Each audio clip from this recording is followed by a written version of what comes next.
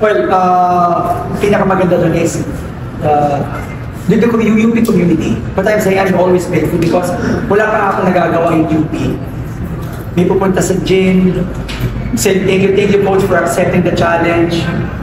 Meron pupunta, thank you coach for accepting the challenge. And wala pa akong nagagawa. I mean, galing din ako sa talo, but being appreciative of what's in store for us is what I value. I am thankful for the Ateneo, the Blue Side of Katipunan, for giving me, for making me who am I now. And I would like to say this also to the Ateneo community, to those who supported me. Marami na ako nagtulungan doon. And I'm bringing that excellence going to the other side. But this time, it's a mission and it's a challenge. Kasi alam naman natin, for the longest time, wala si UP sa pwesto na we want it to be.